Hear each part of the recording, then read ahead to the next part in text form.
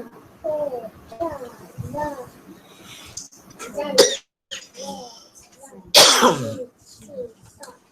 bismillahirrahmanirrahim. Assalamualaikum warahmatullahi wabarakatuh. Kejap tadi line saya tak stabil tadi saya lost connection tadi.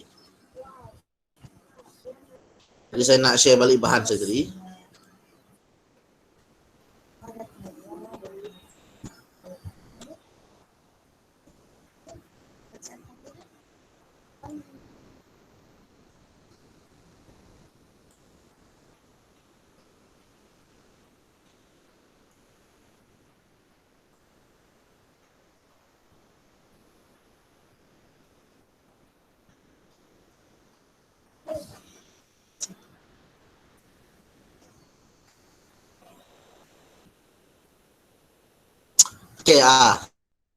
Okay, saya jadi apa yang saya share dan print tadi dah dapat dilihat oleh kamu semua Okay, mari kita mula kelas. Okay, bismillahirrahmanirrahim. Salam sejahtera. Assalamualaikum warahmatullahi wabarakatuh para pelajar. Okay, terima kasih kerana masih lagi stay tune dalam kelas kita pada minggu ini. Masih lagi bersama. Okay, dan masih lagi mengikut sesi pembelajaran kita dari bab demi bab daripada nota, daripada subtopik dari minggu ke minggu. Kita beralih daripada bab 3, bab 4, kita dah masuk bab 5. Okey, satu flow yang cantik setakat ni yang kita dapat lihat apa yang berlaku dalam perkataan 5. Okey, para pelajar, sebelum saya teruskan lebih detail, sekali lagi diingatkan seperti biasalah, rutin minggu kita semua apabila masuk sesi kelas PDPR ni, minta kerjasama untuk rekodkan kehadiran anda semua. Tulis nama penuh, nombor telefon dan juga nama sekolah. Tak kisah nama sekolah tahfiz ke, mahat ke, sekolah agama ke, sekolah swasta ke.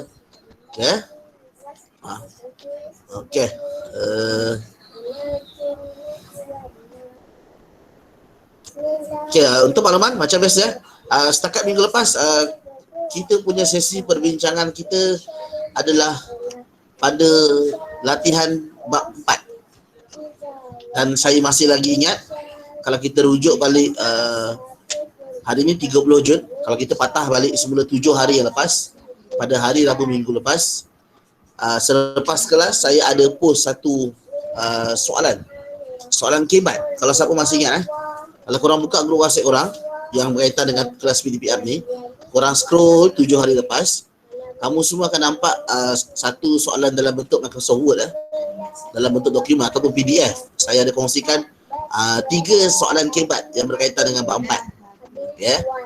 Jadi siapa yang mungkin terlupa ada tugasan tersebut, jadi kamu boleh buat jawapan tersebut dan hantar kepada saya untuk dapatkan jawapan atau feedback daripada saya. Saya juga ada beberapa pelajar yang kontak saya, WhatsApp saya jadi saya mohon maaf kalau saya tak sempat nak reply. Kalau saya tak sempat nak reply, awak cuba dapatkan balik feedback saya, awak WhatsApp saya lagi. Jom.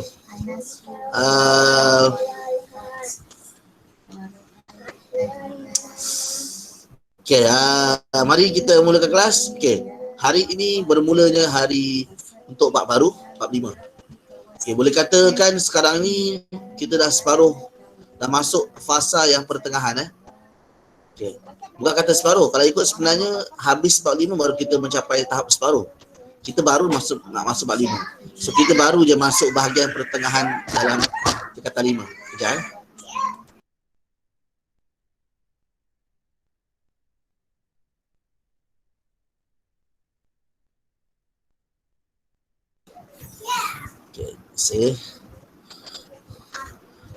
Okey, bab 5. Tajuk kita ialah pembentukan Malaysia.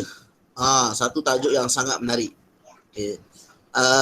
Bagi saya tajuk ini adalah satu tajuk yang kamu kena faham macam mana ia boleh berkaitan tiba-tiba terletak pada bab ni. Memang standard setiap kali masuk bab baru, korang pun siapa yang dah tahu dah biasa dengan saya sejak daripada awal bulan 4, bulan 3, memang korang semua dah tahu cara saya macam mana. Setiap kali masuk bab, saya akan tunjukkan perkaitan kenapa kita belajar bab ni, di mana sebab ni, apa kaitan dengan bab-bab sebelumnya dan juga bab selepasnya akan datang nanti. Jadi apa flow-nya, apakah kalau kita panggil, kalau orang tanya soalan kibat, bab ni sebenarnya belajar kaitan data 5, apa kaitan data 5, secara data 5 dengan bab ni. Jadi kamu kena jawab sebenarnya. Itu boleh kamu faham. Okay. Okay. Kita recall balik seluruh tingkatan 5 yang kita dah belajar dalam bab 1. Tajuknya kedaulatan negara. Okay. Okay. Kenapa kita belajar bab kedaulatan negara? Saya rasa semua orang dah tahu. Bab 2, bab 3 semua dah tahu. Cuma tak ingat je. Okay. So overall, sejarah tingkatan 5 adalah tentang sejarah negara kita. Profile. Kalau masuk Facebook, masuk apa-apa saja laman media sosial, kita kena ada profile. So kalau orang tanya apakah profil sejarah Malaysia, kalau bercerita tentang sejarah negara kita, sejarah Malaysia, apakah profil dia, nak kenal apakah Malaysia dari sudut konsep sejarah, dari sudut penceritaan dia. So inilah tingkatan 5, profil Malaysia.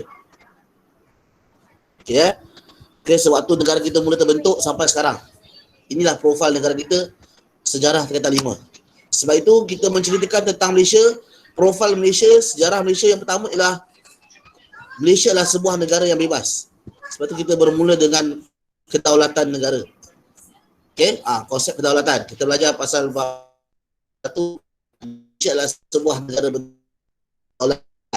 Yang mana disebabkan kita adalah antara ciri-ciri negara adalah negara yang ada kedaulatan undang-undang. Okey, Malaysia adalah sebuah negara yang ada undang-undang. Maka terbentuklah konsep di mana disebabkan kedaulatan itu kita mampu membentuk perlembagaan kita sendiri. Kita bebas dan kita berkuasa mutlak untuk menentukan kedaulatan dan perlembagaan dan undang-undang negara kita sendiri, bukannya orang lain. Maka bermulalah bab 2, Perlembagaan Malaysia. Okey, dan Perlembagaan Malaysia ini menceritakan ciri-ciri detail apakah yang sepatutnya kita kena tahu tentang negara Malaysia, yang mana antara ciri-ciri perlembagaan yang diletakkan dalam Malaysia adalah sebuah negara yang ada konsep pemerintahan. Okey, Malaysia ada konsep kerajaan. So ini bab 3, ini bab 4. Konsep pemerintahan apa dia? Raja berperlembagaan dan demokrasi berparlimen. So ini ciri-ciri perlembagaan kita. Termaktub dalam perlembagaan kita, kerajaan pemerintahan kita adalah pemerintahan yang ada raja, ada demokrasi. Dan bab 4, itu bab 3 Raja berperlembagaan dan demokrasi berparlimen, kita dah belajar pasal bab 3, iaitu ciri-ciri perlembagaan yang penting, melambangkan profil Malaysia juga. Dan ciri-ciri perlembagaan yang kedua, yang seterusnya itu apa? Negara kita adalah sebuah negara yang mengamalkan konsep persekutuan. Okey, iaitu kita ada 2 bentuk kerajaan. Ada kerajaan persekutuan dan kita ada kerajaan negeri. Okey, 2 bentuk pemerintahan. Sangat berkait rapat dengan raja berperlembagaan dan juga demokrasi berparlimen. Okey, daripada bab 3 maka terlahirlah konsep bab 4, iaitu konsep persekutuan, konsep kerajaan negeri. Nampak tak ada berkait rapat? Okey? So ciri perlembagaan yang pertama dan ciri perlembagaan itu melambang sekali lagi salah satu profil tentang Malaysia. Okey, so bab 3 dan bab 4. Okey. Tiba-tiba bab 5 pasal pembentukan Malaysia, krik-krik. Apa hal macam belajar apa kaitan dengan profil Malaysia kan? Kita sedap belajar cantik flow. Kedaulatan, perlembagaan, kita belajar pasal lepas tu belajar pasal raja berperlembagaan dengan demokrasi berparlimen, saya belajar pasal pilihan raya apa semua. Lepas tu belajar pasal konsep persekutuan. Cantik flow tu. Kita belajar tentang siapakah Malaysia. Okey? Okay. Tiba-tiba bab 5 kita belajar pasal pembentukan Malaysia. Okey. Dengar sini Sebenarnya kalau ikut timeline, sebenarnya bab 5 ni tepat. Cuma mungkin korang tak perasan kot. Mungkin ada yang faham, mungkin yang ingat, tapi mungkin ada yang tak perasan ketika belajar kat sekolah. Mungkin ada pelajar yang sempat masuk bab ni ketika PDPR kat sekolah. Saya dengar ada yang dah bab 6 masa sebelum lockdown, masa awal bulan 5 tu sempat masuk bab 6 Mungkin ada yang belum, mungkin baru nak masuk. Okey, macam ni Sebenarnya tajuk perkataan pembentukan Malaysia ni, perkataan Malaysia tu klise tau. Maksud Malaysia ni agak kurang terperangkap kot. Sebenarnya maksud pembentukan Malaysia ini bukannya pembentukan Malaysia merdeka. Sebenarnya pembentukan Malaysia ni, negara kita diberi nama Malaysia tu bila? Jadi selama ni kita belajar pada bab 1, bab 2, bab 3, bab 4, semua itu terlaksana ketika tahun 57 waktu merdeka, Dan masa itu nama kita belum Malaysia lagi sebenarnya.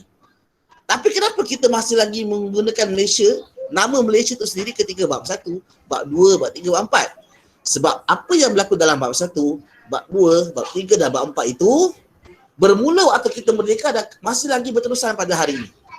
Sebab tu kita menggunakan konsep Malaysia, profil Malaysia. Sebab dia bermula sejak kita merdeka 31 Ogos 1957 sampai hari ini. Tapi hakikatnya ketika 57, 58, 59, 60, 61 until 63 sampai 63, sebenarnya itu bukan profil Malaysia. Profil Persekutuan Tanah Melayu 1957. Okey? Nama dia berubah sikit. Okey, yang mana nama Malaysia itu tercetus ketika dalam bab 5 ini. Okey, dalam bab 5 ini. Bahkan apa yang berlaku dalam bab 5 ini pun kita dah belajar dalam bab 2, iaitu berlaku pindaan perlembagaan. Bila kita Persekutuan Tanah Melayu telah menjadi sebuah negara yang baru dengan gabungan Singapura, Sabah dan Sarawak, perlembagaan kita berlaku pindaan dalam bab 2 dia. Okey, daripada nama Persekutuan Tanah Melayu berubah menjadi nama Malaysia. Tak banyak dekat dunia ni nama negara berubah. Tak banyak. Maksudnya pada asalnya nama negara tu dah memang macam tu. Tapi tiba-tiba berlaku something dia berubah nama. Tak banyak Okey. Jadi secara overall introduction, secara mukadimah saya dah terangkan. Hopefully korang faham, korang boleh tangkap. Sebenarnya inilah yang dikatakan bab 5 kita belajar pembentukan Malaysia, iaitu Persekutuan Tanah Melayu yang kita belajar daripada bab 1 sampai bab 4. Status bab 1 hingga bab 4 ini tiba-tiba mengalami satu pembaharuan apabila daripada Johor sampai ke Perlis, dari utara sampai ke selatan, berlaku satu pembaharuan di mana Singapura, Sabah dan Sarawak mula hendak menyertai gagasan kita. Kalau ikut asal, Brunei pun pada asalnya sepatutnya menyertai. Okay. So kalau ikut timeline dia ialah ngam-ngam sekitar pembentukan Malaysia ni selepas settle down. Kita dah bincang, dah kenal Malaysia. Waktu merdeka 57, 58 tu kita dah tahu dah profil Malaysia kita ni waktu itu tahun 58, 58 tu kita dah kedaulatan, kita dah ada perlembagaan, kita dah ada raja berperlembagaan dan juga demokrasi berparlimen. Kita juga dah ada konsep persekutuan dan kerajaan negeri. Settle dah semua ni. Okay. Anda kata pembentukan Malaysia tak berlaku mungkin kita tak belajar pasal benda ni. Mungkin kita akan belajar pasal profil Malaysia lain. Tengok apa yang berlaku seterusnya. Ciri-ciri Malaysia yang lain. Tapi disebabkan timeline dia itu cantik dan menerangkan, so kita akan lihat apakah peristiwa yang berlaku pada negara kita sekitar tahun awal 60 sampai 63, yang mana bermulalah proses membentuk sebuah negara baru, identiti baru dipanggil pembentukan Malaysia. Ini juga adalah salah satu ciri-ciri profil Malaysia, latar belakang Malaysia, cerita pasal Malaysia yang pernah berlaku dalam sejarah. Selain daripada kita ada raja, konsep persekutuan, konsep raja dan kedaulatan. Okay? So ini bab 5. Pembentukan Malaysia. Jangan salah faham, bukan nak membentuk mereka, tapi nak membentuk bila ada gabungan Sabah Sarawak dan juga Singapura. Okay, ini ada sinopsis ni, korang boleh baca. Okay, Okay. Okay. Jadi overall secara keseluruhannya, untuk menceritakan apakah yang berlaku ketika Sabah, Sarawak, Singapura dan Brunei, ketika Tanah Melayu ajak mereka untuk bergabung membentuk satu gagasan negara baru. Untuk overall sebenarnya apa yang berlaku dalam bab ni kita akan lihat dia punya peta konsep. Okey, macam biasalah. Ini bahagian favourite saya untuk pastikan korang tahu apa yang berlaku seluruh bab.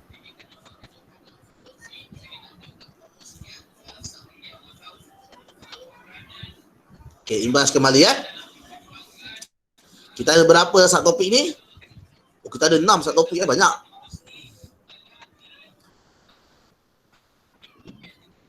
Okay.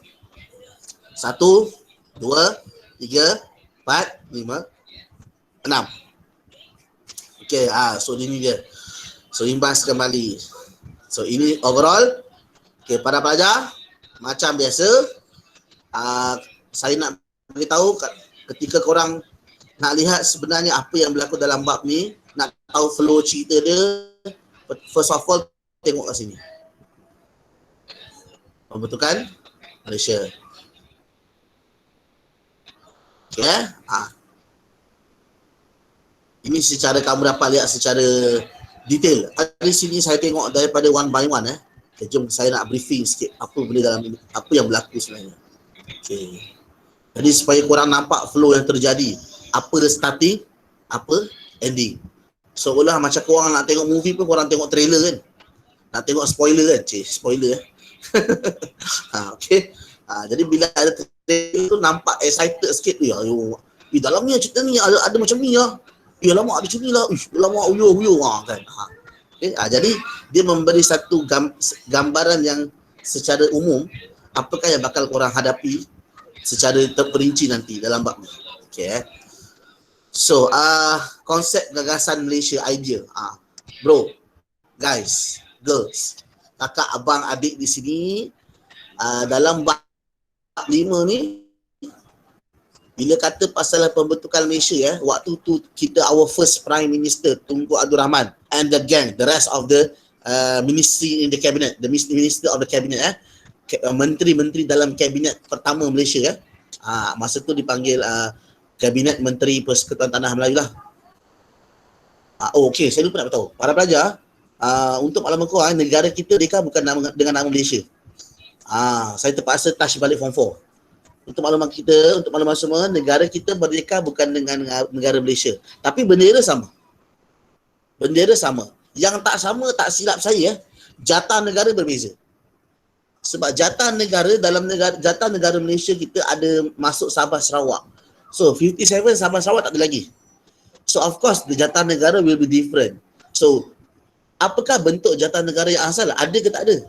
Saya rasa mesti ada, tapi kena tengok. Korang kena Google. Saya pun tak teringat nak kena cari benda ni Ada tak beza jatah negara tapi bendera tetap sama. Masa saya tengok, kalau korang tengok gambar-gambar waktu peristiwa kemerdekaan, bendera kita sama.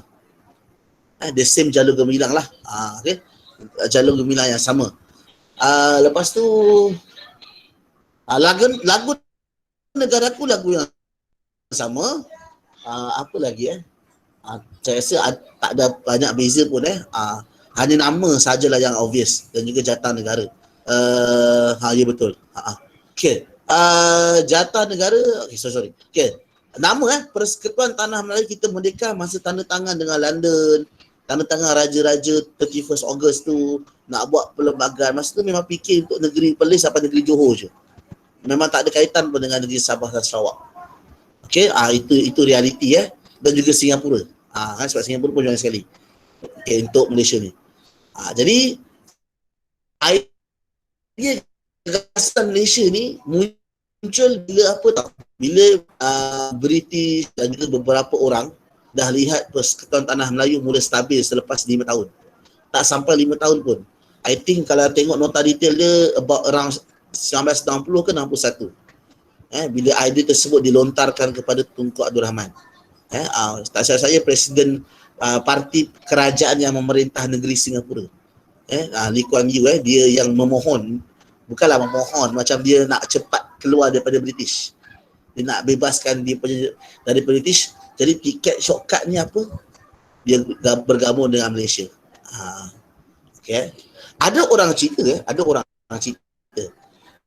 mungkin ada antara kamu yang mungkin pernah belajar bab 5 ini ataupun yang dah masuk bab 6 dengar mungkin ada antara kamu, saya bagi spoiler sikit siapa yang tak pernah belajar lagi. Sebenarnya waktu Malaysia dibentuk, Singapura join. Memang dalam sejarah sebenarnya kalau ikut Singapura adalah milik Johor, tapi disebabkan British memberi kemerdekaan kepada Malaysia termasuk Johor tanpa Singapura. Alhamdulillah. Sorry Okay.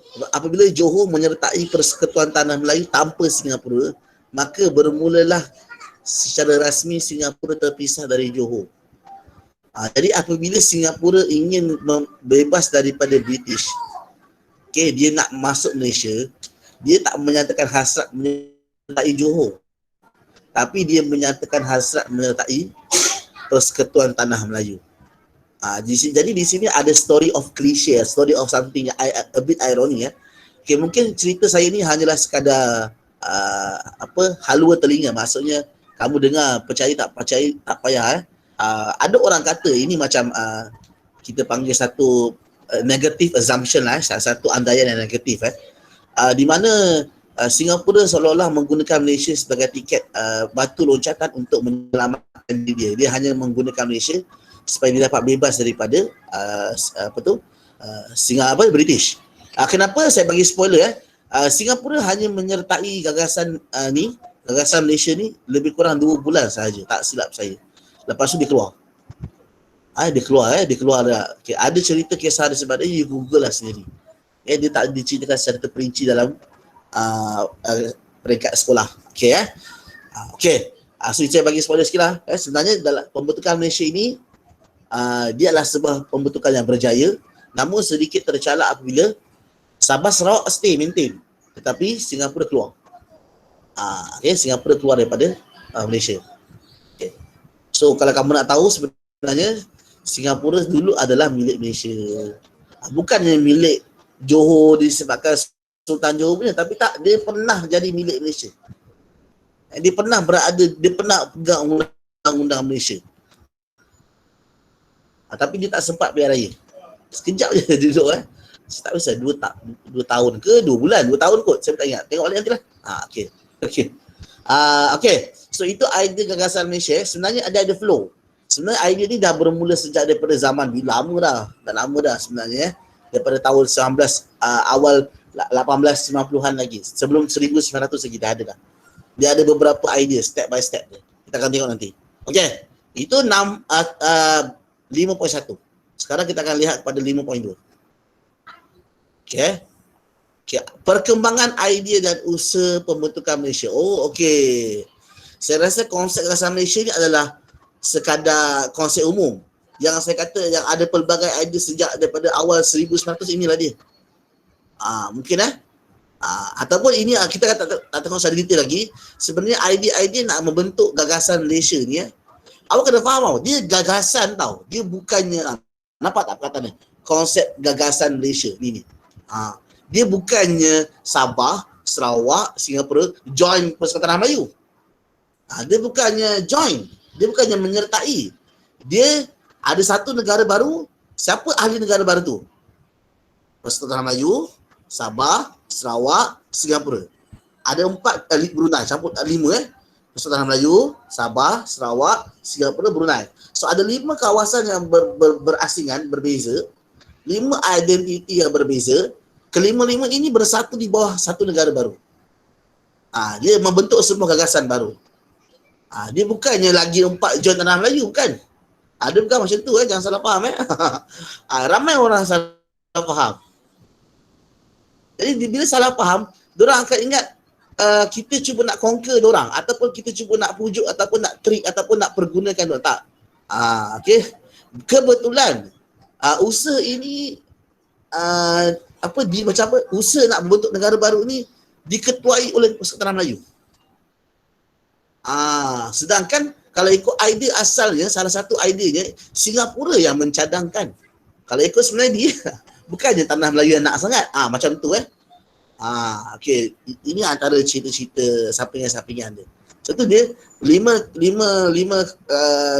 daerah atau 5 tanah yang berbeza, mereka bercadang untuk bergabung bersama-sama di bawah satu negara baru. Macam cerita United States of America, USA. Mereka ada banyak daerah tanah, banyak gabungan negeri-negeri Amerika, macam kita belajar kat Tanah Melayu kan. Diorang pun adalah konsep gagasan juga. Macam United Kingdom. Bawah UK ada apa? Bawah UK ada England. Apa yang berlaku kat Malaysia ni saya rasa agaknya England nak buat benda yang sama kot.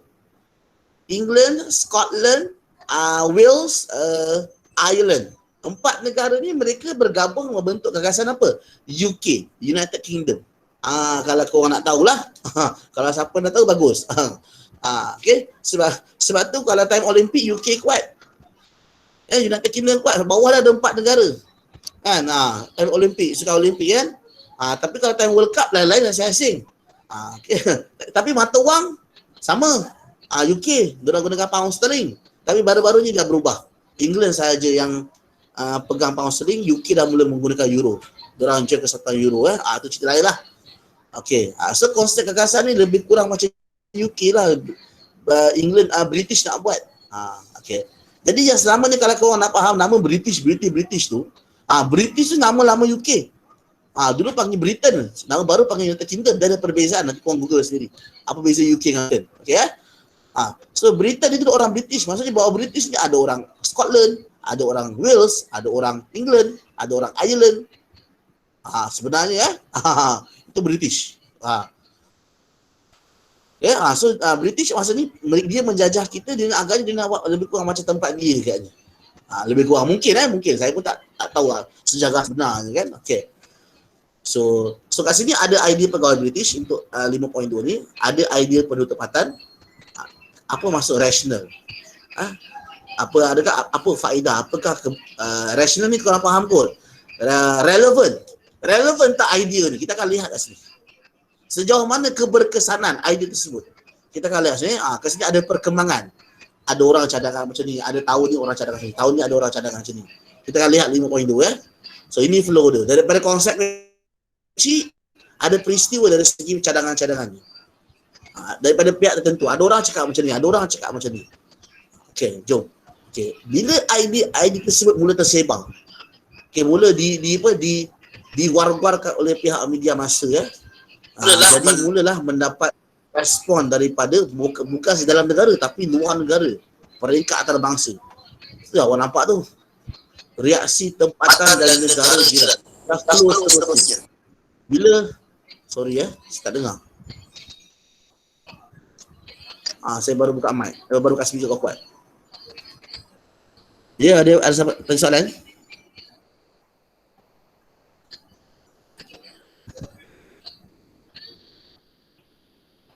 Sekejap saya tengok ada apa-apa tanya soalan tak? Dekat in-call message. Okey, tak ada.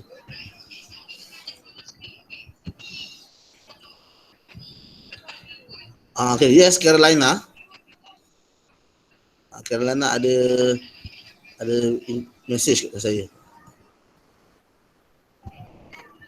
Betul you type Carolina.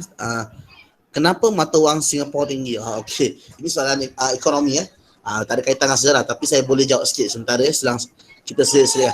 Kenapa mata wang Singapura tinggi? Okey, sebenarnya kamu kena faham. Nilai mata wang tu sendiri pun dah berbeza. Kita ringgit. Dan kalau tanya Tunku Abdul Rahman, our first prime minister, untuk menggunakan our own currency, dipanggil sebagai ringgit. Kenapa kita guna ringgit? Bila kita sebut dalam bunyi bahasa baku macam kelakar, ringgit. RM1 kan. Ayam goreng RM1. Okey. Okey, RM1 Okey. Perkataan ringgit tu sendiri menunjukkan bahawa negara kita menggunakan currency sendiri. Yang mana Sabah dan Sarawak dan juga Singapura waktu join tu pun dah setuju nak guna ringgit. Tapi saya tak pasti kenapa Singapura keluar. Itu cerita lain. Tapi yang kita pasti bila Singapura keluar dia menggunakan dolar. Yang saya peliknya, kalau dia di bawah agenda UK untuk menggunakan Singapura sebagai tapak jajahan dia walaupun tanpa menjajah, tapi kalau logik mesti dia menggunakan mata wang pound sterling. Okey, ataupun euro tapi dia menggunakan dolar. Jadi saya tak pasti segi ekonomi. Tapi kenapa Singapura mata wang dia lebih nilai mata wang dia lebih tinggi? Jawapan paling tepatlah sebab dia menggunakan dolar lah. Tak payah tengok jauh-jauh, kita tengok jiran kita Brunei. Okey, Brunei menggunakan dolar. Dolar Brunei, dolar Singapura. Okey, so nilai mata wang mereka sangat tinggi. Okey, dan dia ada kaitan dengan dari segi gagasan nilai dolar. Mereka ada currency mereka daripada currency dolar US, dia memberi kesan kepada dolar Singapura, memberi kesan kepada dolar Brunei, memberi kesan kepada dolar Australia. Australia guna dolar juga So untuk makluman awak, dolar satu dunia adalah berkaitan, berhubung rapat. Okey, dan biasanya negara-negara yang menggunakan dolar ni sudah pasti menjalankan hubungan ekonomi yang rapat dengan US. Sebab tu dia agak stabil. Dia agak stabil. Itu yang saya boleh jawab lah. Okay, dan kenapa Malaysia tak gunakan ringgit? Kenapa tak gunakan dolar? Ataupun kita adalah bekas jajahan US tak menggunakan pound sterling ikut UK, British? Saya tak boleh jawab soalan itu. Sebab saya bukannya pakar ekonomi, saya bukan pakar sejarah. Saya tak ada info kat situ. Okay, nanti korang Google sendiri. Okay. Okay lah, kita sambung. Kita sambung perbincangan kita ya. Okay.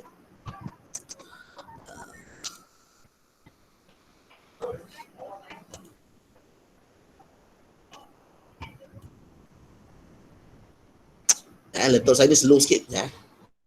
Hang pula.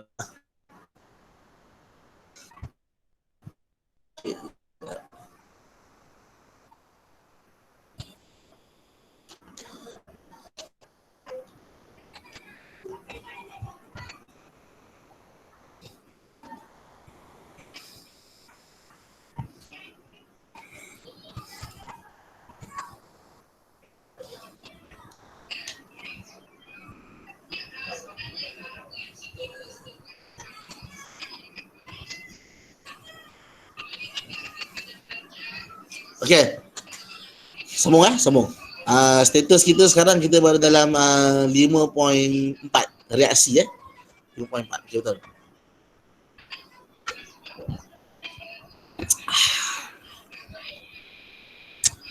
Okay, 5.3, sorry, 5.3.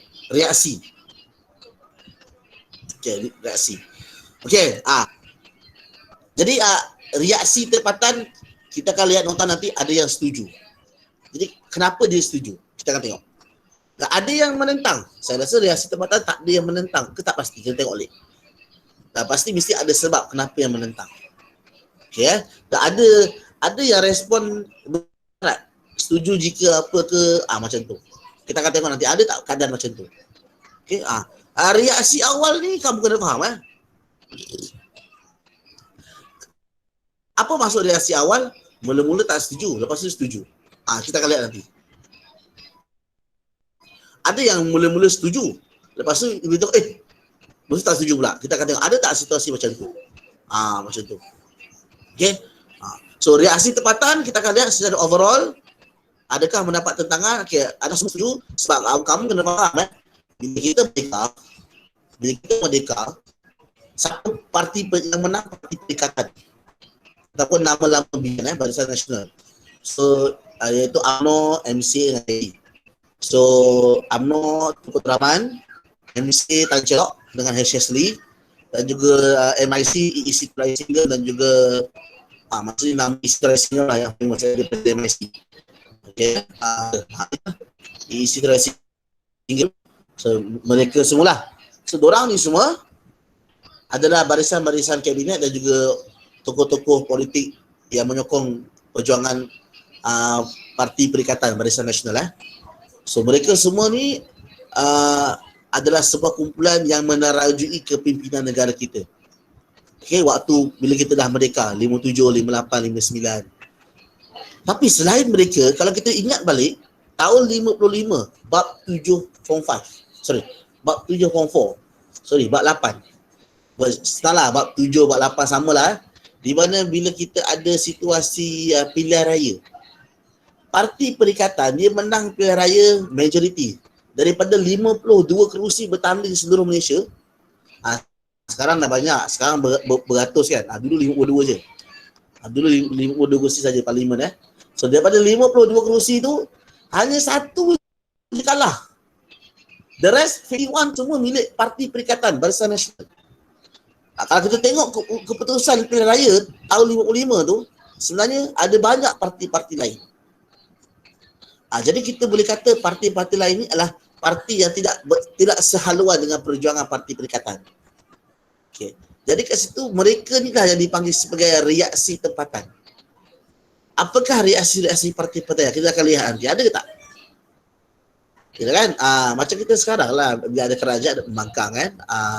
Jadi apa usul-usul kerajaan, pasti pembangkang akan melahirkan suara. Dia akan memberi respon, bereaksi. Okay? Macam tu. Kita akan lihat reaksi tempatan kita dari segi tokoh, dari segi raja-raja, kita akan lihat semua nanti. Okay. Sekarang cerita utama dia ni, reaksi negara jiran yang yang apa? Yang kritikal. Reaksi negara jiran sebenarnya ada kaitan dengan, saya terus lompat Ini 5.3 kan? Saya akan terus pergi 5.6. Reaksi negara jiran yang ada kaitan dengan 5.6 ni. Ada berlaku konfrontasi, ada berlaku peristiwa penentangan yang mana Malaysia terpaksa ambil pelbagai usaha untuk menangani reaksi-reaksi negara jiran tersebut. Siapakah negara jiran tu? Mungkin ada yang dah tahu, iaitu Filipina dan Indonesia. Filipina dan Indonesia. Dua. Kenapa Sabah berkait rapat dengan Filipina, Sarawak berkait rapat dengan Kalimantan, Pulau Borneo, Kalimantan, yang mana Kalimantan adalah milik Indonesia. Jadi kat situ ada isu negara jiran yang bersempadan dengan Sabah, Filipina, dan negara jiran Indonesia bersempadan dengan Sarawak. Ada isu di situ. Itu reaksi negara jiran. Ada kaitan sebenarnya. Saya just tunjuk kurang terus kat sini. Ini berdasarkan reaksi tempatan ni. Nampak gayanya gagasan Malaysia ni macam susah untuk dilaksanakan, untuk direalisasikan, untuk diwujudkan dengan mudah. Tak mudah rupanya. Jadi sebenarnya ada beberapa pihak daripada Sabah, daripada Singapura, daripada Sarawak, dorang memohon bantuan Persekutuan Tanah Melayu, dan juga British juga sebenarnya British menyokong usaha-usaha ni. Jadi British bergerak dengan bersama-sama dengan kabinet menteri kita ni, pergi settlekan satu-satu. Macam mana nak buat? Macam mana nak fahamkan orang Sabah, fahamkan orang Sarawak, fahamkan orang Singapura, supaya mereka semua orang bersetuju nak buat gagasan Malaysia, supaya semua orang bersetuju untuk bergabung bersama-sama. Inilah dia. Inilah langkah-langkah dia kalau korang tengok ni. Inilah usaha-usaha yang dibuat. Nak terangkan situasi. Pergi ke negeri Sabah, terangkan kita nak buat negara macam ni. Tegang kat parti politik ni, tegang kat rakyat. Pergi Sarawak, kita nak buat macam ni. Pergi meeting, banyak kali meeting mesyuarat. Pergi Singapura pula, pergi kat Tanah Melayu, terangkan kat orang Tanah Melayu semua. Ini diorang buat ni. Saya ada referendum lah, jawatan setiakawan lah. Saya ada rundingan London lagi ni.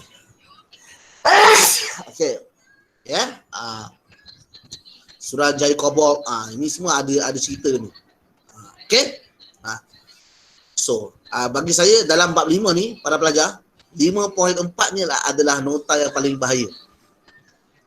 5.4 adalah, saya boleh kata, antara subtopik killer untuk bab ni. Tolong tengok dah. Yang mana kalau boleh keluar untuk objektif ke, struktur ke, esei ke, dia boleh keluar Suruhanjaya Kobok. Kalau tingkatan 4, semasa proses nak buat Perlembagaan Persekutuan, sebelum kita merdeka, lepas pilihan raya, dah buat kabinet menteri, nak buat undang-undang Tanah Melayu. Persekutuan Tanah Melayu nak buat undang-undang. Satu Suruhanjaya telah dibentuk. Suruhanjaya Raid. Itu form 4. Form 5, nak buat negara baru pula. Tadi nak buat undang-undang untuk negara baru, iaitu Negara Persekutuan Melayu. Kali ini nak bentuk satu usaha nak mewujudkan negara baru, gagasan Malaysia ni. Satu lagi Suruhanjaya dibentuk, Suruhanjaya Kobok. Biasanya nama-nama ni berdasarkan nama orang British lah. Raid tu Lord Raid, Kobok ni Lord Kobok. Kan? Nama orang British kan. So ini pun antara favourite Suruhanjaya Kobok berdasarkan pasir-pasir KBSM dulu Suruhanjaya Raid, Suruhanjaya Kobok ni nama-nama yang sangat saya rasa student tak boleh miss. Dan saya tengok referendum Singapura pun penting. Rundingan London pun penting. Ini korang tak boleh. Yang ada short form JSKM, JAK ni janganlah lepas. Saya cakap betul. Korang janganlah lepas. Senang cerita 5.4 ni papau A sampai Z lah. Saya cakap korang kena kuasai betul-betul benda ni. Tak ada pilihan. Saya beritahu awal ni. Next. Kita pergi 5.5. Perjanjian Julai 1963 dan peristiwa Persyarat Malaysia. Nampak gaya Nampak gaya. Lepas daripada 5.4 ni Kejap.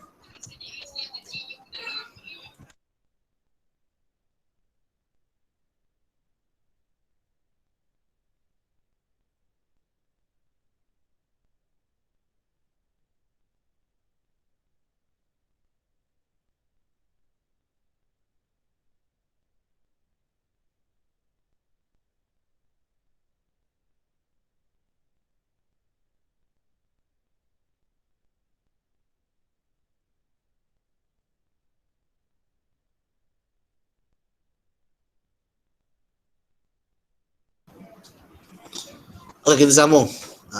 Ada sedikit gangguan. Biasalah kalau kat rumah kan. Okey. Okey, kita sambung.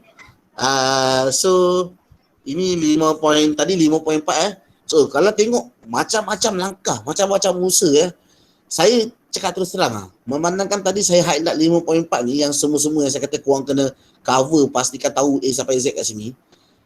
Soalan kibat saya cakap lah, maka boleh sepah-sepah akan keluar pasal benda ni. Bila kata soalan kibat, masalah soalan kibat ni satu je. Bila soalan kibat tu dia tanya, korang kena faham benda ni. Okay, dia akan tanya relevan sudah jadi kobot ke, dia kaitkan dia buat soalan kibat, tapi kibat tu korang kena faham nota. Maksudnya kalau korang tak faham JSKM ni, maka korang tak boleh buat soalan kibat tu. Itu maksud dia.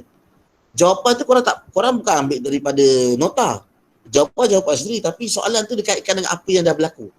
Macam langkah pembentukan ni kan, usaha-usaha ni kan, dia akan kaitkan dengan usaha ni. Soalan tanya, apakah jika tidak dilaksanakan, apa akan berlaku?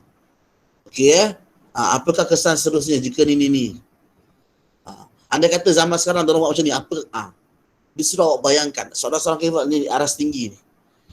Saya suka sentuh soalan kibat ni sebab apa markah kan. jadi sebab tu saya kata 5.4 ni killer. Sebab apa? Sebab kalau kita tengok 5.5 ni perjanjian Julai 1963, maksudnya kita berjaya tau. Dan peristiwa Istiarah Malaysia. Kamu kena faham nama pun perjanjian Julai 63. Sebenarnya kita ni dah berjaya buat 63. Tahun 63, bulan Julai ni kita dah berjaya tau. Dapatkan persetujuan semua pihak dan kita berjaya tanda tangan. Dah buat perjanjian, dah setuju dah. Sabah, Sarawak, dah setuju dah. Tapi ada berlaku isu. Okay, jadi kita terpaksa postpone tu.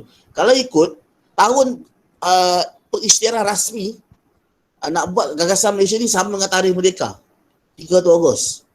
Tapi disebabkan kita terpaksa berunding dengan ini, ada misi pertubuhan bangsa PBB, kita terpaksa uruskan masalah dengan Indonesia dan Filipina ni. Jadi instead of bulan Ogos, kita terpaksa postpone sampai bulan 9. Kenapa? Daripada bulan Julai tu ada beberapa siri benda yang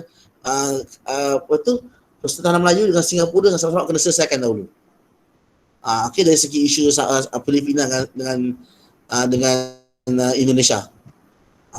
Ini saya tahu kau nampak betapa menariknya kronologi cerita ni. Okey. Dan kalau tengok Julai 1963 ni adalah tarikh di mana kita dah berjaya mendapat persetujuan. Kenapa? Inilah cerita dia 5.4. Macam-macam usaha ni dibuat ni. Pelbagai langkah nak bentuk Malaysia dibuat dan akhirnya kesannya kita berjaya. Sabah, Sarawak berjaya mendapat kesukaan seluruh rakyat dia. Okey, sampai PBB terpaksa turun. Pergi buat survey sendiri PBB. Hantar orang wakil PBB survey. Kan? Survey sendiri tengok kan. Oh betul lah Sabah, Sarawak dah setuju. Kan? Sampai Indonesia memburuk-burukkan nama Malaysia ketika persidangan antarabangsa dekat Afrika, Afrika Selatan. Kata Malaysia ni Indonesia kata Persatuan Melayu cuba nak buat satu ni kan, dia cuba hasulah benda kan. Benda ni berlaku memang dalam sejarah. Saya berdasarkan nota KBSM itu tak lepas. Jadi bukan senang negara kita Sabah, Sarawak dengan Singapura nak join tanah Melayu satu keadaan yang sangat genting. Kan? Bukan senang kita nak buat satu negara baru kan. Yalah, sebab Filipina dan Indonesia sebagai negara jiran, mereka rasa tercabar. Kalau ikut asalnya Persekutuan Melayu kecil. Bayangkan tiba-tiba Sabah Sarawak join. Jadi mereka rasa empayar Persekutuan Melayu jadi lagi besar. So mereka rasa macam persaingan ekonomi, persaingan wilayah wujud di situ. Kan? Ini orang tahu tak setuju kat situ kan. Okey. Okey. So akhirnya habislah, sebenarnya cerita dah habis kat sini. 5.5. Pembentukan Malaysia last kali ni. 5.5 satu topik terakhir ni. Peristiwa pengisytiharan Malaysia. Gagasan Malaysia tamat sampai sini. Pada 16 September 1963. Tarikh Hari Malaysia kita, cuti umum. Betul ni last. Tapi dia masuk satu extra nota baru. Nota extra 5.6 ni. Cerita di sebalik. Okay? Ada satu cabaran baru-baru ni 2 minggu lepas ada seorang student dalam kalangan kamu tak silap saya. ada WhatsApp saya, mungkin dia punya homework PDPR dia ke apa ke, saya tak pasti homework sekolah dia ke, tanya macam mana nak jawab soalan ni. Dia ada soalan, dia tanya saya, adakah soalan ni merujuk kat mana? Mungkin dia buat latihan ke, tak pasti. So soalan tu berkaitan dengan benda ni.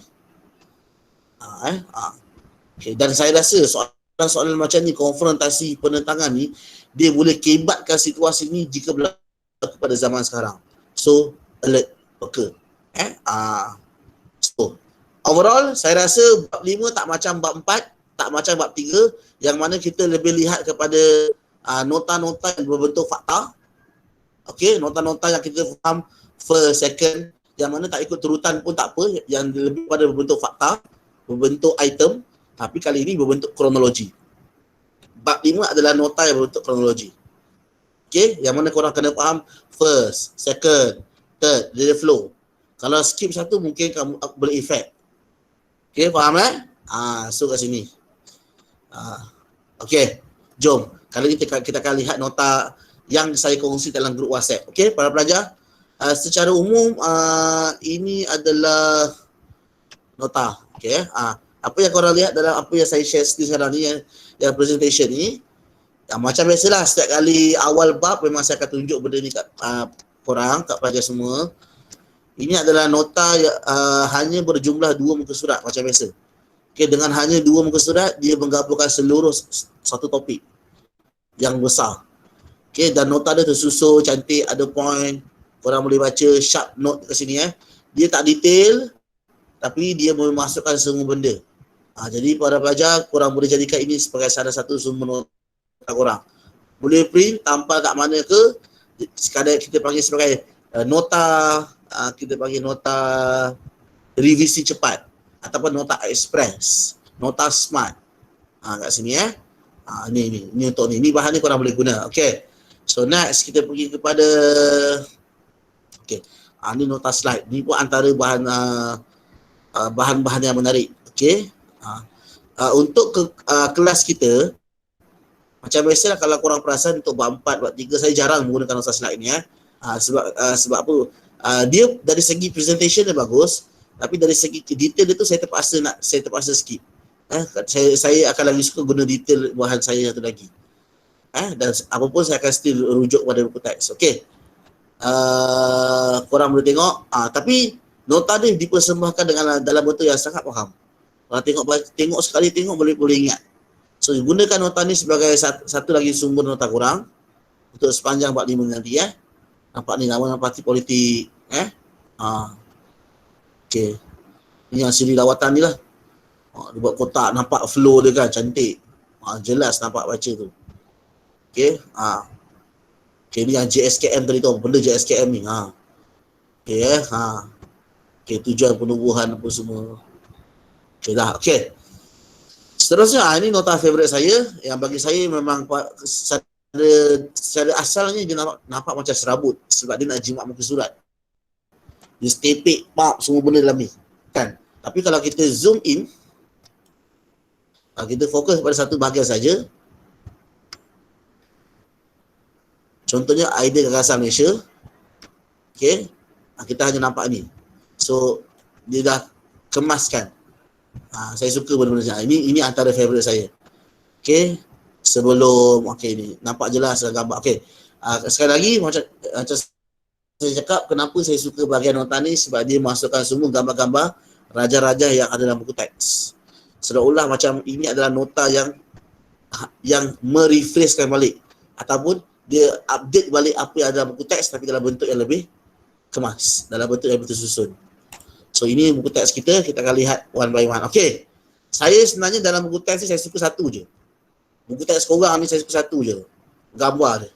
Saya serius cakap awak, gambar menceritakan segala-galanya. Jadi saya mohon para pelajar, tolong jangan pandang remeh pada buku teks korang. Okey. Gunakan buku teks korang tu, lihatlah gambar-gambar tu feeling. Ambil feeling. Bayangkan korang hidup zaman tu. Okey. Tengok. Nak faham sejarah ni, nak seronok sejarah ni, kita kena letakkan diri kita pada zaman tu. Bukanlah korang naik mesin masa Doraemon. Maksudnya cubalah buka YouTube, tengok peristiwa, dengar cerita kan. Orang bercerita pasal peristiwa 45 ni.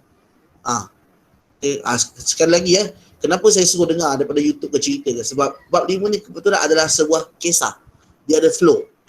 Dia dah macam kata 4, dia ada flow cerita dia. Bila ada flow cerita, memang adalah sebuah perjalanan apa yang berlaku seterusnya. So seronok kalau kita dengar ada gambar visual bercerita apa semua. Sila gunakan bahan-bahan lain daripada internet. Okay. So inilah dia. So sekarang saya akan masuk 51. Okay. Inilah dia gambar idea gagasan Malaysia. Okay, idea dia Persatuan Melayu, Sabah dan Sarawak. Termasuk Singapura. Ada Singapura, jangan terlepas pandang kat sini. Ada. Okay, okay, tapi kenapa Singapura tak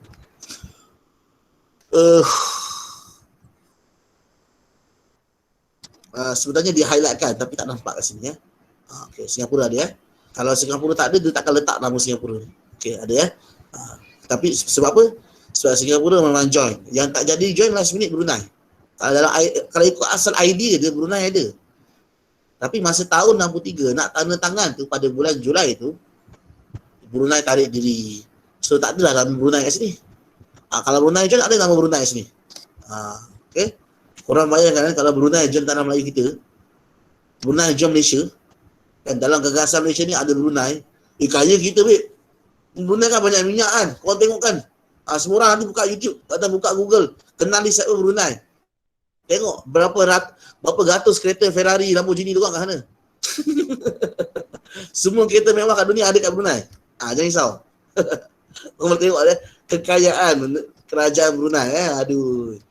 Tidak, kita mesti kaya kalau Brunei join kita kan. Okay. Minyak ada boleh guna 10 kali Malaysia. Tapi negara dia kecil, sebab tu dia kaya sangat. Minyak dia tu. Itu Brunei. Okay. So maksudnya kalau tengok 51 tak banyak kau nampak sini. So 51 memang tak banyak, hanya sekadar peta. Sebab tu nota kita ni 51 sikit saja. Konsep idea gagasan Malaysia. Ada satu nota. Ini guys, korang tengok awal ya. Ada satu ni. Satu saya suka tengok compare dengan butas dengan nota ni sebab ada bahan-bahan gambar yang saya risau kalau kita tak pernah tengok sekali keluar exam. Tak pernah tengok benda ni. Jadi saya tak nak terlepas. Ini ada peta klasik ni, apa benda ni Melayu Raya. Melayu Raya. Saya teringat pasal konsep yang berlaku dalam Dekatan 4, Melayu Raya Sekejap tengok buku teks, ada Melayu Raya tak? Peta dalam gagasan Malaysia 1961. Peta negara dalam gugusan Malaysia. Apa dia? Sorry? Ya, ada Melayu Raya. Ada raya ya. Tak something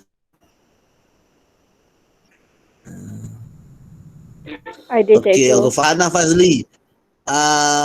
Dengar kat YouTube sambil pejam mata. Okey. Okey, cikgu Wan dia sebenarnya. Cikgu bab 5 ini gabung dengan bab 6 ke? Okey, kejap. Kalau kamu tanya soalan ni, saya pun siapa yang ada buku teks sekarang dekat dia? Boleh tak beritahu saya bab 6 apa tajuk dia? Saya Cabaran selepas pembentukan Malaysia. Tolong type dekat income message.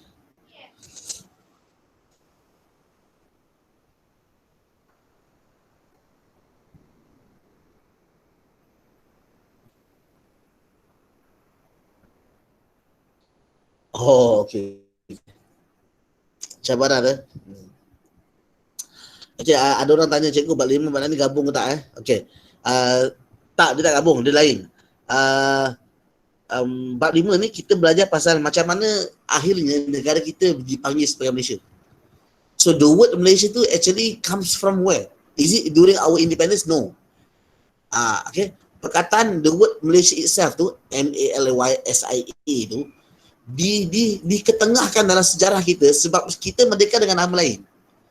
Jadi ada nama Malaysia itu sendiri dari segi profil Malaysia negara kita ni ada sejarah tersendiri. So itulah yang diceritakan dalam bab 5 ni. Okey. Jadi kalau bab 6 pula tajuk tu pun dah nampak, dah faham dah. Bila tahun 63, sebelum 64, 65, 66, apa pula yang berlaku? Apa cabaran seterusnya?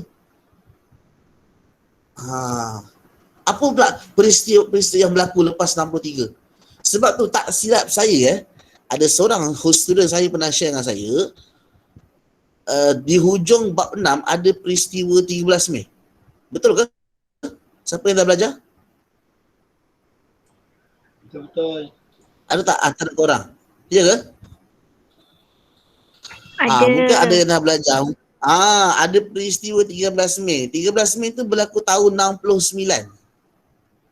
1969, tahun terakhir Tunku Abdul Rahman kita menjadi first Prime Minister. Because during 1970, tahun 69 tu adalah tahun pilihan raya, guys. Okay, disebabkan keputusan pilihan raya yang berada di Kuala Lumpur, orang kaum Cina berjaya menguasai bandar Kuala Lumpur, banyak wakil-wakil orang Melayu, orang UMNO kalah kat sana. Okay, parti-parti yang bukan MCA yang bukan parti perikatan, orang Cina menguasai orang bandar Kuala Lumpur. Jadi berlaku pergaduhan kaum secara besar-besaran di antara Melayu dengan Cina di Kuala Lumpur. Peristiwa detik hitam bersejarah kat negara kita Jadi itu adalah salah satu cabaran yang pernah berlaku di negara kita. Sebab itu tahun 70 Tun Abdul Razak naik jadi Perdana Menteri kedua. Apa benda pertama Tun Razak buat? Rukun negara. Tun Razak nak brainwash balik rakyat Malaysia. Yang mana benda tu telah dihidupkan semula dalam bentuk yang berbeza oleh Najib, anak Razak. Tun Razak, our second prime minister ni, itu bapa kita punya Perdana Menteri kita yang ke berapa? Najib yang ke berapa? Mahathir 5, Pak Allah 6, Najib 7 Mahathir 4, Pak Allah 5.